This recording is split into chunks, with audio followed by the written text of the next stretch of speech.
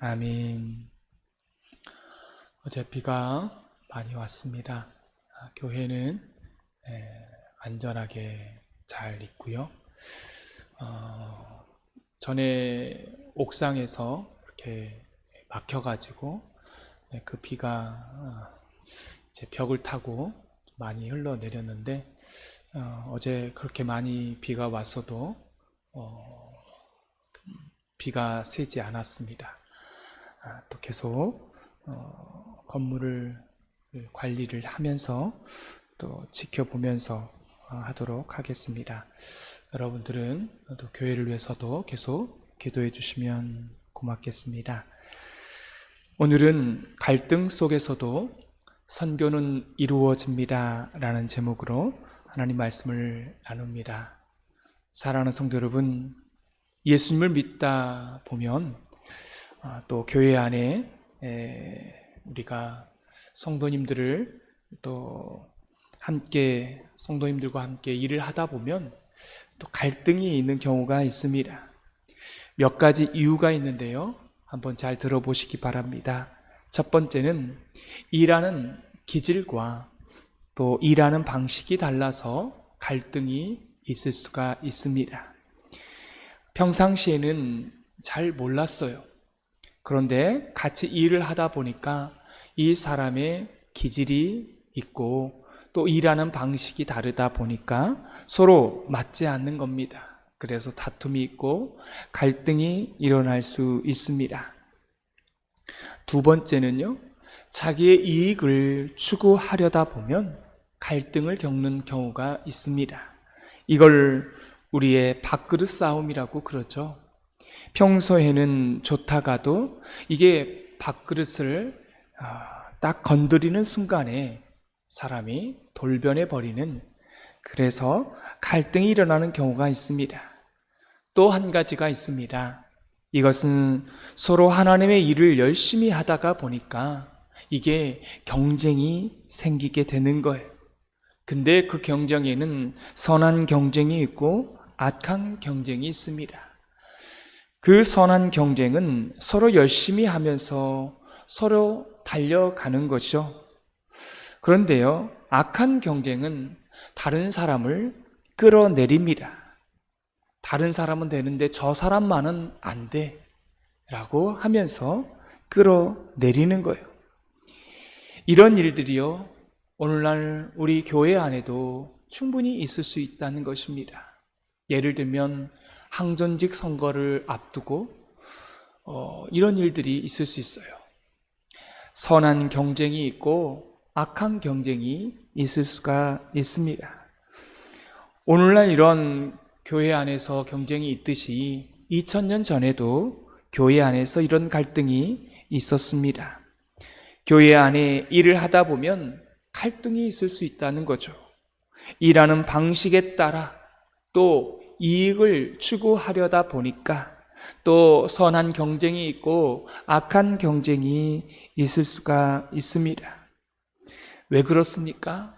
왜 교회 안에서도 이런 갈등이 있고 서로 다투고 싸우는 일들이 일어나는 겁니까? 사람은 다 죄성을 가지고 있기 때문에 사람이 모이는 곳이라면 그 안엔 반드시 갈등이 있고 다툼이 있고 싸움이 있는 것입니다. 가정이든 교회 안에서든 충분히 그런 일들이, 그런 갈등들이 일어날 수 있습니다. 문제는 뭐냐면 이 갈등이 일어났는데 그 갈등에 대해서 어떻게 바라보느냐가 중요하고 그 갈등을 어떻게 풀어가느냐가 중요한 것입니다. 오늘 말씀에 보면 이 빌립보 교회 안에 어떤 갈등이 있었는지 15절은 이렇게 말합니다. 우리 15절 말씀을 다 같이 읽겠습니다. 어떤 이들은 투기와 분쟁으로, 어떤 이들은 착한 뜻으로 그리스도를 전파하니. 여러분, 이게 기가 막힌 일이에요.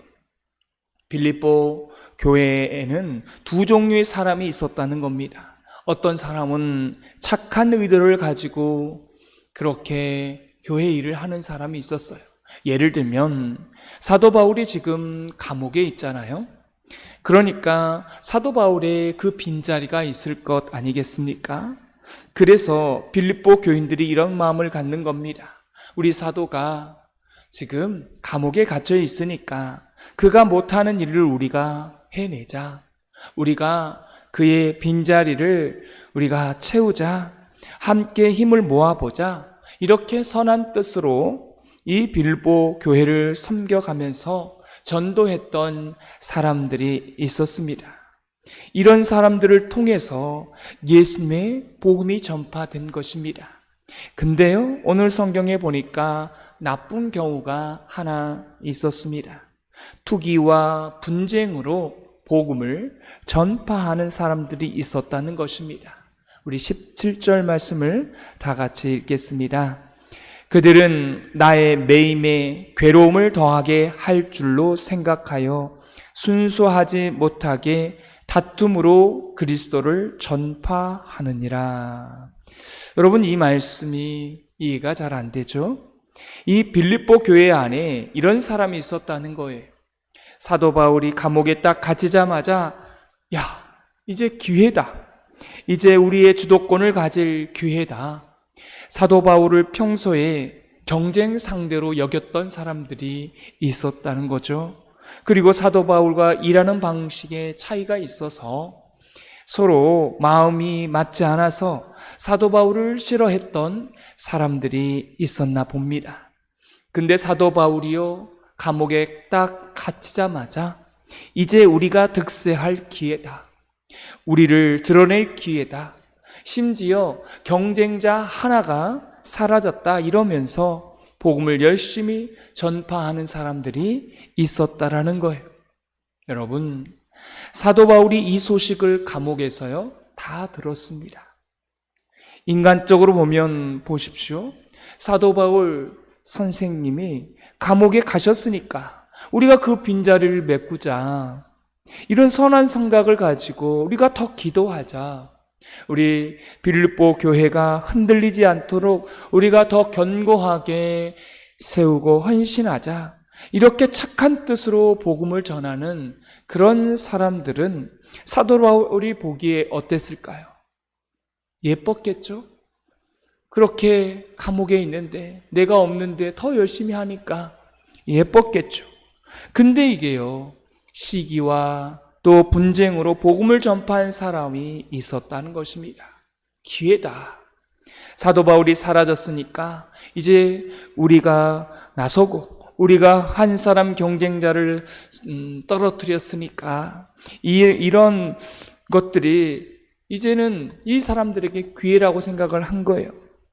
이런 사람의 소식이 들려오면 사도 바울의 마음은 어땠을까요?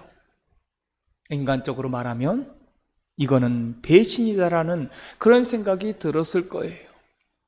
근데 놀라운 것은 사도 바울은 이걸 이렇게 표현하지 않습니다. 오늘 성경의 사도 바울은 결론적으로 이렇게 말씀합니다. 우리 18절 말씀을 다 같이 읽겠습니다. 그러면 무엇이냐? 거칠애로 하나 참으로 하나 무슨 방도로 하든지 전파되는 것은 그리스도니 이로써 나는 기뻐하고 또한 기뻐하리라. 여러분, 기가 막힌 표현은 아니지 않습니까? 저는 이 말씀을 보면서 사도 바울은 도대체 어떤 사람이었을까? 우리와 같은 성정을 가진 사람일 텐데 참 대단하다, 이런 생각을 해봅니다. 그런데요, 이게 두 가지 이유가 있었다라고 생각합니다. 지금 바울이 감옥에 갇혀 있고 이제 죽을 날이 얼마 남지 않은 거예요. 죽음이 찾아오게 되는 것을 알게 되는 그런 상황 가운데 있습니다. 죽음을 맞이하는 그런 가운데에 투기와 분쟁이 여러분 무슨 의미가 있겠습니까? 이게 살아있고 살만하니까 투기가 나고 분쟁이 있는 거지, 이게 죽을 때쯤이 되면 어때요? 천국 갈 나이가 되면 투기와 분쟁이 여러분 그게 관심이 있겠습니까? 없다라는 거죠. 아마 이런 생각이 들었을 거예요. 사도 바울의 모든 마음이 어떤 상황이든 어떤 방법이든 오직 주 예수의 복음만이 전파된다면 이라는 이런 마음이 들었을 것입니다. 사랑하는 성도 여러분, 오늘 이 말씀을 통해서 사도 바울은 말하고 싶은 것이 있었던 겁니다. 교회 안에는 시기하고 분쟁하는 사람들, 이걸 사도 바울은 뭐로 표현하냐면 거칠애로 표현을 합니다. 진실함이 없어요. 근데 오늘 사도 바울은 이렇게 말합니다. 거칠애로 일해도 주 예수의 복음만 전파된다면 나는 그들을 품을 수 있고 함께 할 수 있고, 이런 이야기를 하는 것입니다. 저는 우리 교회가 그런 교회가 됐으면 좋겠습니다. 담임 목사부터 이런 마음을 가지고 거칠애로 일하는 교인을 만나도 비난하고 정죄하기 전에, 하나님, 저 사람이 거칠애로 일해도 제발 사용해 주십시오. 저런 거칠애를 통해서도 주의 복음이 전파된다면 우리 교회 안에 하나님의 백성들이 함께 거하는 공동체가 되게 하여 주옵소서. 그리고 하나님, 그러나 진실하게 복음을 전하는 하나님의 사람들이 조금 더 많게 하여 주옵소서. 그렇잖아요. 교회 안에 다 진실하게 일하는 사람만 있는 것이 아니라 거칠애로 일하는 사람도 있을 수 있다는 것입니다.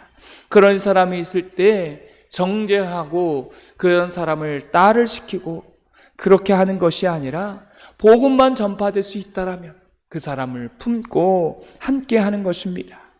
여러분, 교회 안에서 예수님 믿는 사람들 가운데에 악한 방법을 쓰는 경우도 있고 이렇게 세상적인 방법을 쓰는 경우도 있을 수 있습니다. 근데 놀라운 것은 우리가 그런 사람들을 정죄하거나 내쫓지 않고 함께하면 결국은 그들도 복음을 전하는 통로로 사용되어지는 줄 믿습니다. 그럼 오늘 이 말씀을 통해서 우리가 알아야 되는 두 가지가 있습니다. 첫째는 결국 전도의 사역은, 복음을 전하는 전도의 사역은 내가 하는 것이 아니라 하나님이 하신다는 사실입니다. 만약 우리가 한다라면 거칠애를 하는 사람을 통해서는 복음이 전파되지 않아야 되는 거예요. 여러분, 그렇지 않습니까? 그런데 하나님께서 그 거칠애 하는 사람도 사랑하시는가 봅니다. 그래서 그를 통해서 예수님의 복음이 전파되도록 하신다는 거예요. 그래서 저는 예수님만 믿는다, 거칠애 하는 사람도 교회 안에 약간은 필요하다는 생각이 듭니다. 그러면서 교회 안에서는 진실하게 일하는 예수님을 믿는 사람이 필요하고요. 그래서 결국은 이 두 종류의 사람들을 통해서 가정이나 교회나 하나님이 바로 그런 사람들까지도 꾸려 가시는구나. 우리 주님께서 이런 말을 듣고 싶었던 것입니다. 너희가 하는 것이 아니다. 거칠애로 하면 그 결과가 나빠야 되지 않느냐. 그러나 봐라, 플러스 마이너스를 다 해보면 결국 플러스로 하나님의 일을 해나가는 것 아니냐. 이것은 결국 내가 한 것이다. 이게 바로 주님의 결론인 것입니다. 이 말씀을 하고 싶었던 거예요. 그 대신 여러분에게 도전합니다. 기왕에 일을 하려면 거칠애로 하지 마시기 바랍니다. 기왕에 일을 할 거면 좀 진실하게, 사람들이 바라본다고 해서 하는 게 아니라 사람이 바라보지 않더라도 여러분 거칠애를 하지 않기를 바랍니다. 교회 역사 가운데에 여러분의 이름이 만약 쓰여진다라면 저 사람은 정말 교회 사역 가운데에 또한 예수님을 믿으면서 진실하게 일했던 예수님을 믿는 사람이다. 저 사람을 통해서 복음이 전파되었습니다. 이 말을 듣는 저와 여러분이 되었으면 좋겠습니다. 근데 어떤 사람은 저 사람은 예수님을 믿었으나 거칠애로 일했던 사람입니다. 저 사람이 일하면 항상 분쟁이 일어납니다. 주변 사람들이 불편하고 항상 시기심이 일어나고 끌어내리고 그러나 저 사람을 통해서도 결국 주 예수의 복음이 전파되었습니다. 하나님이 참 대단하십니다. 여러분, 이렇게 표현되는 교회가 바로요, 교회라는 것입니다. 그렇기 때문에 교회는 세상과 달라요. 이런 교회, 이런 가정이 되시기를 바랍니다. 또한 오늘 성경을 통해서 말하고 싶은 것은 교회가 그 거치려로 일하는 사람조차 정죄하지 않고, 하나님 저런 사람도 있지만 결국 저런 사람도 결국 하나님이 사용하시는 줄 믿습니다. 어떻게 사용하시든, 악한 방법으로 사용하시든 선한 방법으로 사용하시든 막대기로 사용하시든, 여러분 하나님께서도 이런 사람을 사용하셔서 예수님의 복음의 진도가 나가게 되는 줄 믿습니다. 그래서 사실은 예수님께서 공생의 기간 동안에 이런 이야기를 하셨어요. 교회 공동체 안에 알곡과 가라지가 있다라는 것입니다. 함께 있는 겁니다. 농사를 지어보신 분은 알 거예요. 가라지와 알곡이 같이 있는 겁니다. 근데 중요한 것은 우리 예수님께서 뭐라고 말씀하셨어요? 가만 놔둬라. 왜 가만 놔두라고 한 것입니까? 첫째는 우리가 알아볼 수 있는 능력이 없는 거예요. 저 사람이 알곡인지 저 사람이 가라지인지 우리는 알 수가 없다라는 것입니다. 그리고 두 번째는 그 가라지를 뽑다 보면 알곡까지 같이 뽑힌다는 겁니다. 그래서 놔두라는 것입니다. 엄밀하게 말하면 가라지는 좀 부족한 게 있지만 이 시대에 공동체 안에 필요한 부분이 있을 수도 있다라고 하는 사실입니다. 그래서 이런 마음으로 포용하는 그러한 마음을 가지고 넉넉하게 바라볼 줄 아는 하나님의 백성들이 되시기를 바랍니다. 그 대신 하나님, 저는 가라지만 알곡이 가라지이지만 알곡이 되기를 원합니다. 누가 가라지라는 거예요? 내가 가라지라는 거예요. 내가 가라지입니다. 알곡이 되기를 원합니다. 주 예수님께서 저를 알곡으로 바꾸어 주옵소서, 이렇게 바라봐야 되는 거예요.